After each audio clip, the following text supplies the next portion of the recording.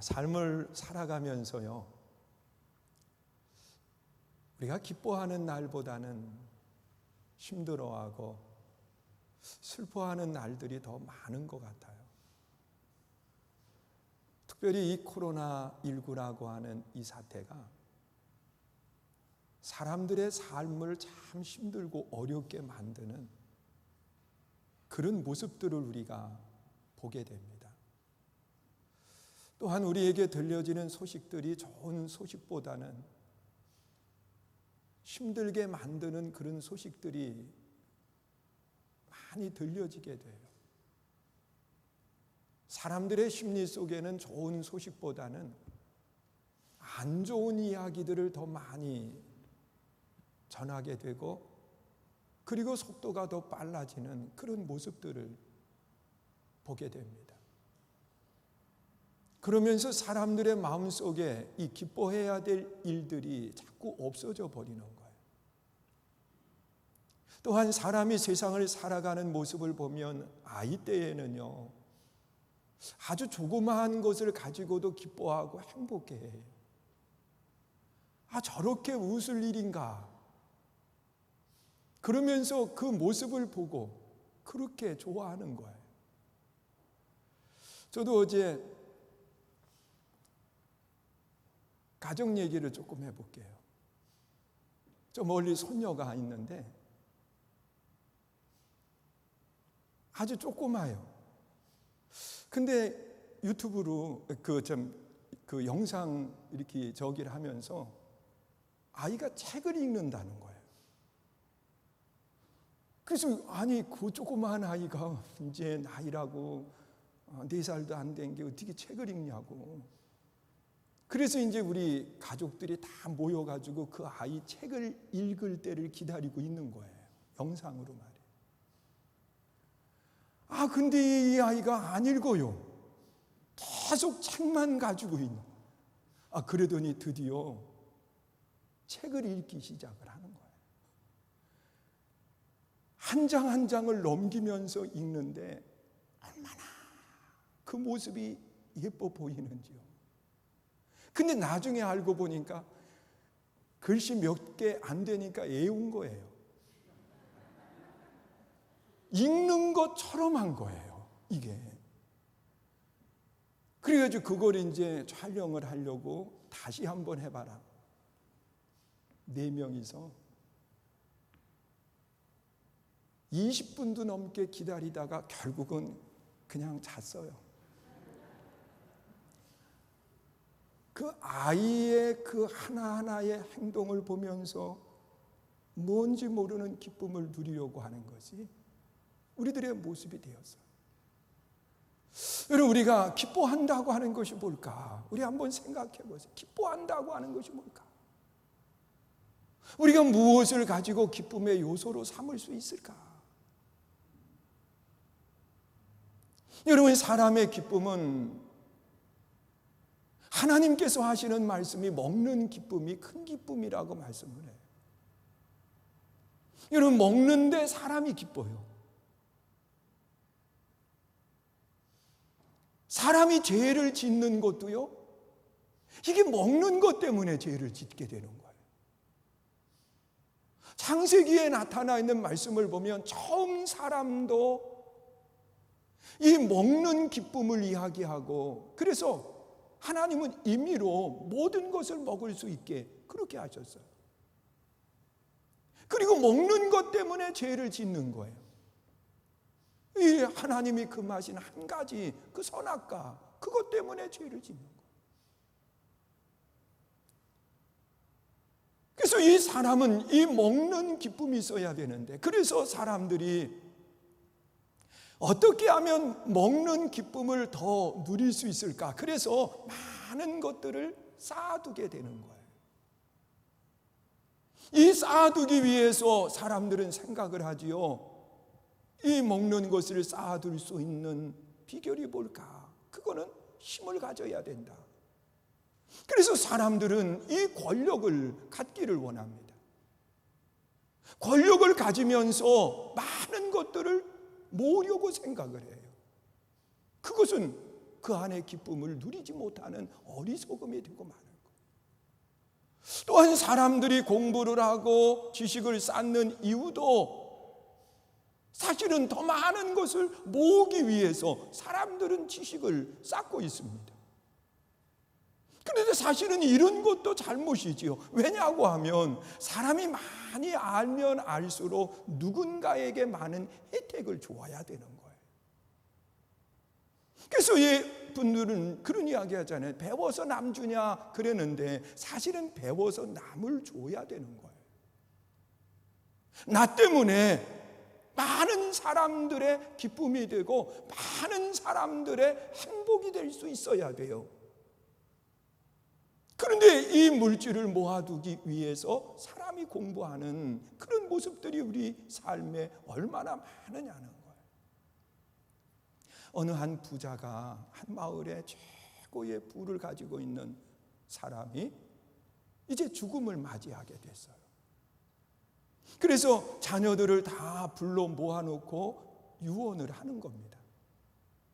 자녀들이 무슨 유언을 할까 다 모였어요. 그랬더니 그 아버지가 하는 이야기가, 얘들아, 내가 이 세상을 살면서 참 많은 물질을 소유하게 되었다. 너희들도 아는 것처럼 우리보다 부자가 누가 있냐? 그러면서 마지막 내 유언을 꼭 들어달라. 그것이 뭐냐고 하면 재산에 대한 것이 아니라 내가 죽거든 관 속에 나를 넣을 때에 양손을 관 밖으로 빼다오. 그러니까 자녀들이 깜짝 놀라서 아버지 왜 그 관 밖으로 양손을 내보이게 하려고 그러시느냐고. 그랬더니 그가 하는 이야기가, 너희들도 생각해봐라. 내가 세상을 살아가면서 지금까지 많은 것을 모았다. 그런데 아무것도 가지고 갈 것이 없지 않냐.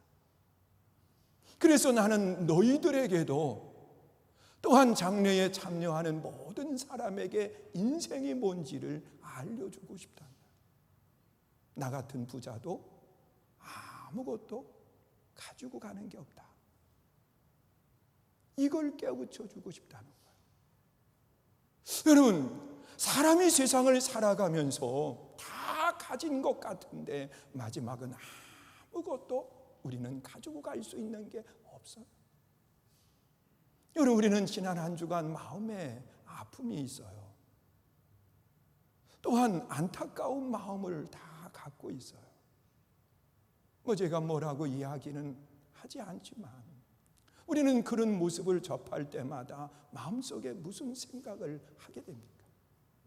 우리는 누구를 비난하고 누구에 대한 이야기를 하고자 하는 것이 아니라 우리는 나를 돌아볼 줄 알아야죠.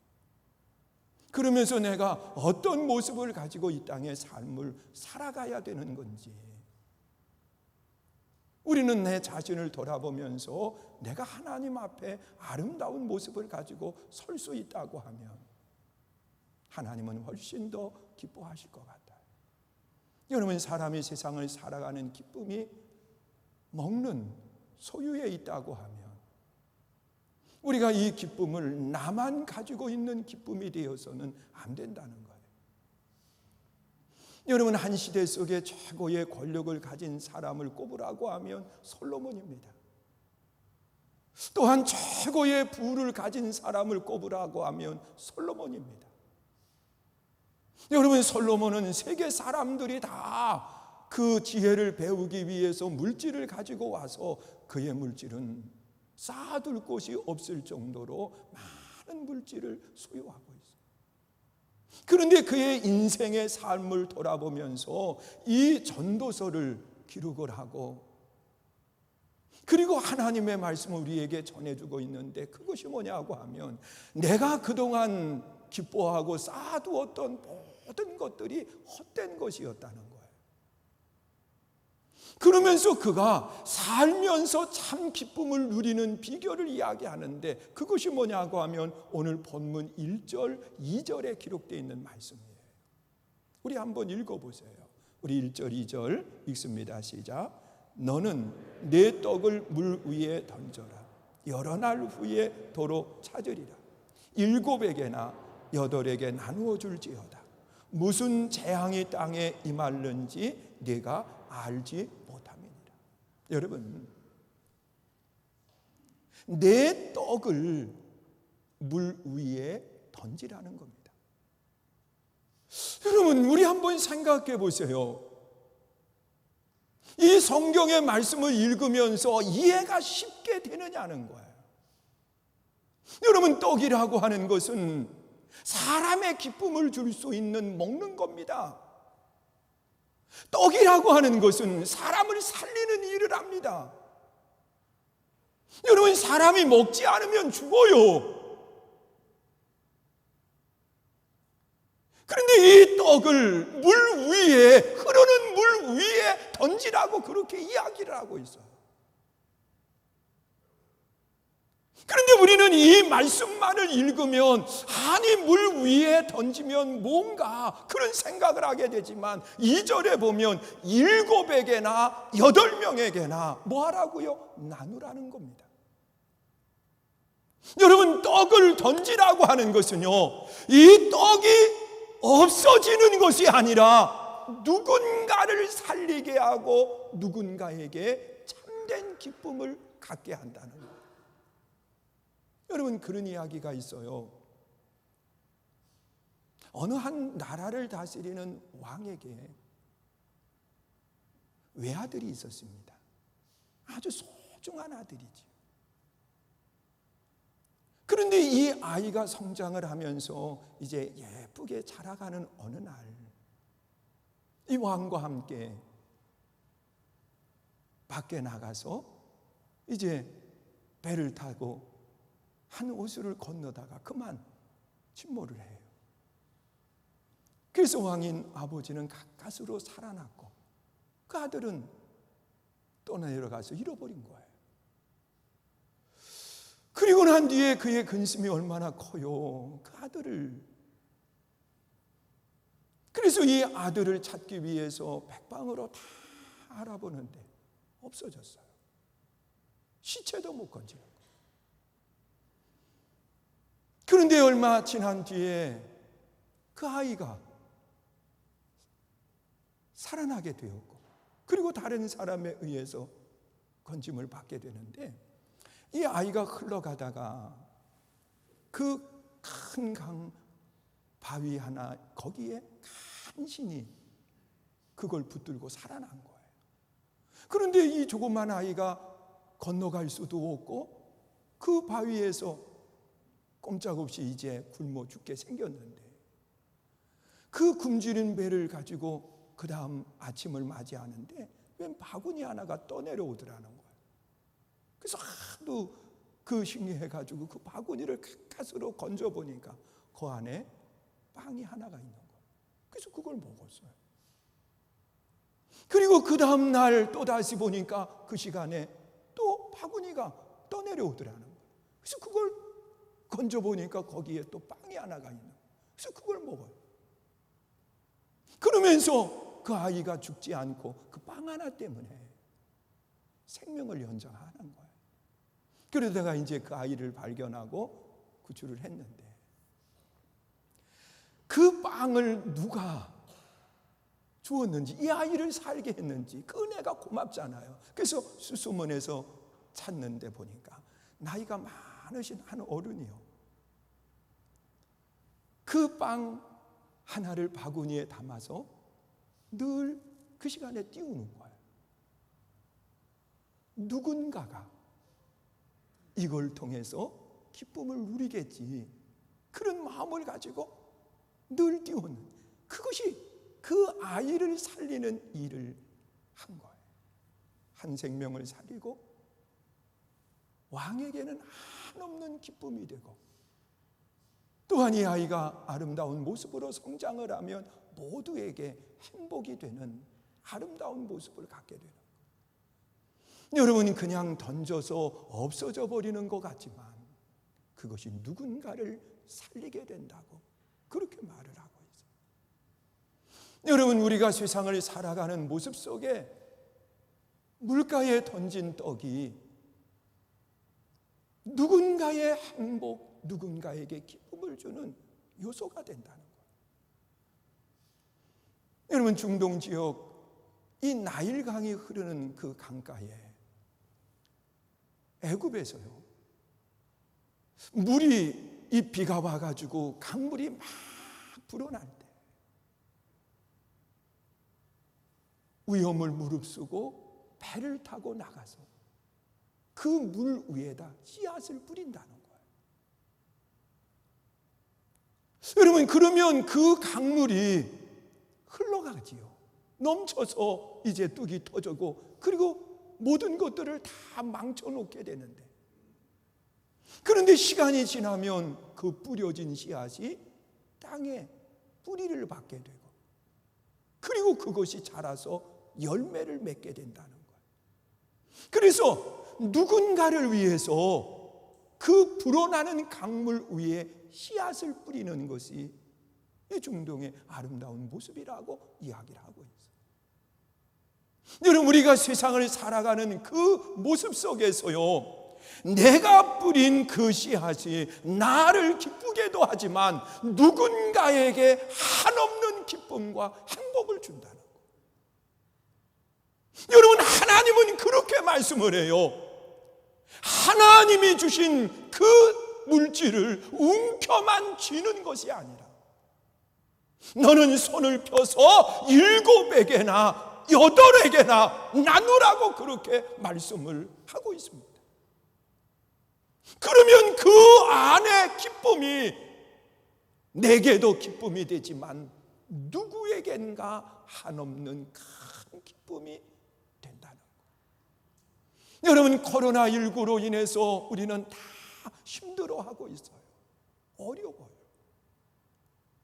여러분, 삶에도 기쁨을 잃어버리고 또한 물질적으로도 많이 힘들어하고 어려움을 갖고 있어요. 자, 이럴 때 우리는 움켜만 쥐고 있는 것이 아니라 손을 펼 수 있어야 돼. 그리고 누구에겐가 나누기 시작을 하면 기쁨은 더해진다고 말씀을 하고 있어요. 여러분, 마태복음 7장 12절에 보면 그렇게 말씀을 해요. 하나님께서 대접을 하면, 누군가를 대접하면 내 삶에 넘치도록 채우시겠다고 말씀을 하고 있어요. 여러분, 손을 펴서 나누면 하나님이 흔들어서 넘치도록 내 삶에 필요한 것들을 채워주신다고 말씀하는 거예요. 그러나 움켜쥐고만 있으면 내 안에 기쁨이 있는 것이 아니라 도리어 그것이 나를 힘들게 하고 고통 가운데 내려가게 된다는 거예요. 사랑하는 성도 여러분, 하나님은 그렇게 말씀을 해요. 나누는 기쁨이 큰 기쁨이라는 거예요.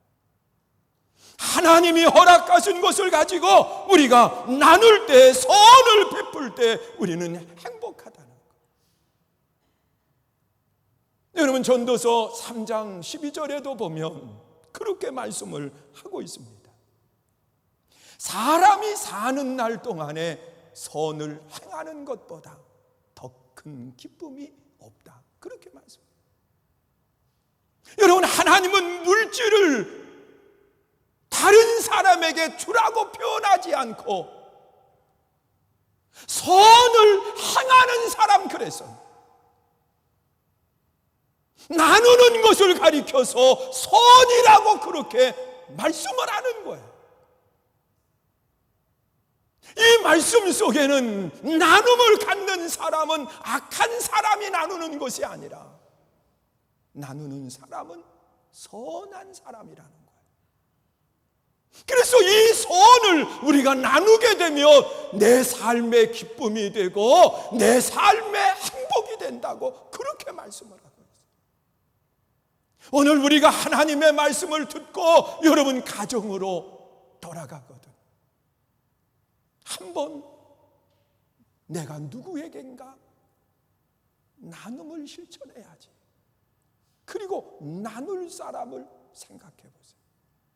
그러면 이 생각을 하는 순간부터 마음에 기쁨이 생기게 돼요. 그 사람이 받는 것에 대해서 행복을 느끼게 되는 것을 생각하게 돼요. 여러분, 사람이 살면서 정말 나누는 기쁨은 해본 사람만이 알 수 있어요. 힘들 때 나눈 사람은 더 큰 기쁨이 되고 더 큰 행복이 될 수 있어요.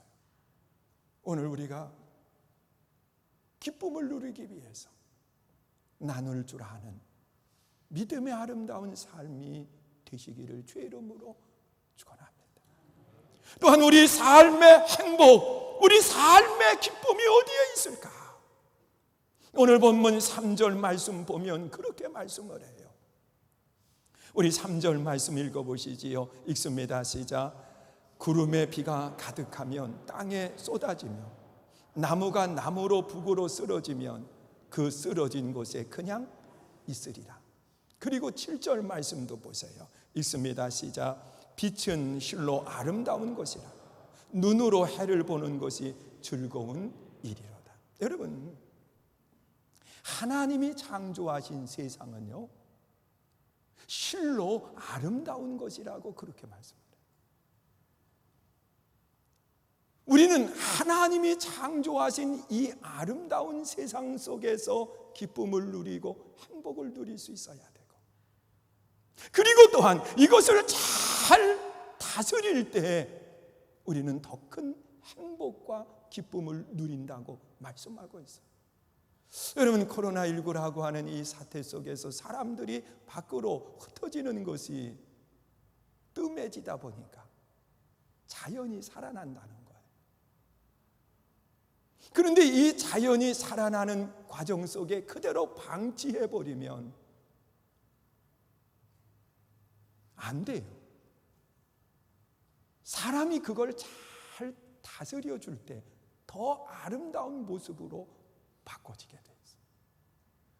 저도 지난주에 기도원에 가보니까는요, 몇 주 안 갔더니요, 그 나무들이 얼마나 우거져서 있는지, 그 안에 곰팡이 균이 생긴 거예요. 그래서 이 나무들이 도리어 진액을 흐르게 하고 썩어가는 거예요. 그래서 땀을 흘리면서 그 나무를 다 잘라줬어요. 가지치기를 해주고 솎아주고 그런 작업을 이렇게 했는데요, 깎아놓고 보니까 얼마나 시원해 보이는지. 잘했다고 하는 것은 아니고 시원해 보이는 거예요. 중간중간을 저는 그 모습을 바라보면서 사람의 손길이 닿는 것이 이렇게 아름다운 모습을 가질 수 있구나. 여러분, 수국 한 그루도 그 교회에 들어가는 입구에 아주 큰 수국 한 그루가 있는데요, 보라색 꽃이 지금 막 피려고 몽우리를 지고 있는데 그 꽃이 몽우리 진 그 옆부분에 삐쭉삐쭉 나온 가지들이 있는 거예요. 그게 이제 꽃을 덮길래 그걸 다 또 잘라줬어요. 이제 다음에 가면 그 꽃이 굉장히 아름다운 모습을 갖게 되는 거예요. 그래요. 하나님이 창조한 세상은 분명히 아름다운 세상이에요. 믿으십니까? 여러분, 빛은 실로 아름다운 것이라고 그랬어요. 하나님이 만드실 때에 가장 먼저 무엇을 만들었느냐? 빛을 만들었어요. 그런데 이 빛은 절대로 소유해서는 안 된다는 거예요. 빛은 소유할 수 없어요. 빛은 가두어 두어서도 안 된다는 거예요. 빛은 등경 위에 두어야 됩니다. 여러분, 하나님이 창조하신 세상의 아름다운 모습들은요, 내 소유로 만들거나 또한 내가 그것을 감추어 두려고 하는 것이 아니라 이 빛을 세상의 모두에게 다 비치게 할 뿐만 아니라 그 빛을 누리면서 살아가는 것, 이것이 삶의 행복이요 삶의 기쁨이라고 말하고 있습니다. 여러분, 내가 소유하고 내가 가두어두려고 하면 내 삶의 행복, 내 삶의 기쁨이 더해지는 것이 아니라 그 순간부터 그의 삶은 어두움이 되고 말고 고통이 되는 거예요. 여러분, 지금도 우리 교회 이렇게 보면 참 밝아요. 저는 어느 교회를 다녀봐도 우리 교회만큼 밝은데 못 봤어요. 참 밝은 교회. 외부에서 사람들이 들어오면 야, 이 교회는 시원하고 밝다는 거예요. 그래요. 여러분, 이 밝고 아름다운 모습이 빛이 있기 때문에 드러나는 거지. 이걸 가두어두는 순간서부터 아름다운 모습은 다 사라지게 되는 거예요. 여러분, 하나님이 창조하신 것은 아름다워요. 이 아름다운 것을 우리는 모두가 드러내서 볼 수 있게 해야 되고, 그리고 또한 이 아름다움을 잘 관리할 수 있는 통치의 아름다운 모습을 가질 수 있어야 돼요. 거기에 기쁨을 누리게 되고 거기에 행복을 누리게 되는 거예요. 그러나 인위적으로 내가 무언가를 하려고 하면 할수록 더 점점 내 삶의 기쁨은 사라지게 돼 있어요. 우리가 하나님이 창조하신 아름다운 세상을 모두가 다 함께 누릴 수 있는 기쁨이 될 수 있기를 주의 이름으로 축원합니다. 그리고 또한 성도의 기쁨이 어디에 있을까? 오늘 본문 8절 말씀해 보세요. 읽습니다. 시작. 사람이 여러 해를 살면 항상 즐거워할지로다. 그러나 캄캄한 날들이 많으리니 그 날들을 생각할지라다. 다가올 일은 다 헛되도다. 여러분, 우리가 하나님은 그렇게 말씀을 해요. 내일에 대해서 염려하지 말아라 그랬습니다. 여러분, 우리는 닥치지 않은 것에 대해서 너무 많이 근심하고, 닥치지 않은 것에 대해서 너무 많이 두려워하고, 닥치지 않은 것에 대해서 사람이 자기 삶을 끝내버리는 그런 모습들도 우리 주변에 많이 있어요. 하나님은 그렇게 말씀을 해요. 내일 일은 내일 염려하라는 거예요. 내일의 일을 끌어다가 오늘 염려하고 두려워하지 말라는 거예요. 내 가는 여정 속에 무슨 일 만날지 나도 몰라요. 그러나 분명한 것은 하나님이 창조하신 세상은 아름답고, 또한 하나님이 허락하시는 것들은 좋은 것을 가지고 우리를 준비하고 계시기 때문에 우리는 날마다 하나님이 오늘도 무엇을 통해서 내게 복을 허락해 주실까 설레이는 마음을 가지고 우리가 앞을 바라보면서 한 걸음씩 나아갈 수 있기를 주의 이름으로 축원합니다. 여러분, 사람들의 행복을 빼앗는 것은 내일에 대한 염려더라고요. 여러분, 염려와 근심은 내 행복을 빼앗아 가는데 우리는 내일의 염려가 아닌 내일의 설레임과 하나님이 내일에 내게 어떻게 역사하실지에 대한 기대를 가지고 도리어 기뻐하고 감사하며 나아갈 수 있기를 주의 이름으로 축원합니다. 사랑하는 성도 여러분, 우리의 기쁨은 어디에 있나요? 우리의 기쁨은 나누는 데 있어요. 여러분, 내 떡을 물 위에 던지면 없어지는 것 같지만 그것이 누군가의 기쁨이 되고 누군가를 살리는 역사가 일어나요. 여러분, 우리의 기쁨은 어디에 있나요? 하나님이 창조하신 이 땅은 실로 아름다운 빛이에요. 이걸 가두어 두려고 생각하지 마요. 하나님이 주신 것은 누리면서 살아가는 거예요. 누리면서 살아갈 때 내 인생이 행복하고 누리면서 살아갈 때 내 삶의 기쁨이 되는 거예요. 그리고 또한 우리의 기쁨은 어디에 있습니까? 다가오지 않은 것에 대한 불안, 염려를 내려놔야 돼요. 여러분, 그것은 헛된 거예요. 분명히 내일에 대한 삶에 더 좋은 것을 가지고 기다리고 있다. 이 마음을 가지고 우리가 기쁨으로 한 걸음씩 나아갈 수 있는 믿음의 아름다운 삶이 될 수 있기를 주의 이름으로 축원합니다. 우리 이 시간 함께 찬양하고 기도하는데요, 우리 말씀 붙들고 기도하는 거예요. 하나님이 주시는 진정한 평안, 하나님이 주시는 진정한 기쁨이 내 안에 있게 해달라고 우리 함께 찬양하고 함께 기도하는 귀한 시간을 갖습니다. 나 주님의 기쁨 되기 원하네.